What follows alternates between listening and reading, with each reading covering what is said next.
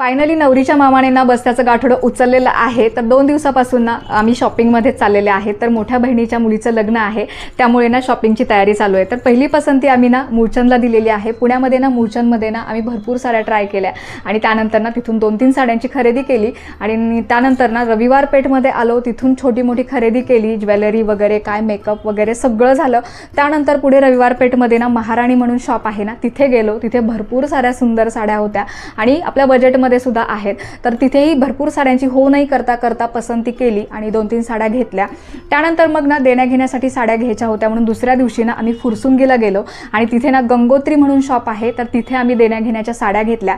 त्यानंतर मग दुसऱ्या शॉपमध्ये गेलो जे की कला मंदिर म्हणून आहे. तिथे नवरीसाठी म्हणा किंवा देण्या घेण्याच्या मानापणाच्या सगळ्या साड्या ना इतक्या सुंदर आणि भरपूर साऱ्या व्हरायटीमध्ये आपल्याला बघायला मिळतात आणि किंमतही आपल्या बजेटमध्ये आहेत आणि भरपूर सारे प्रकार आपल्याला बघायला मिळतात.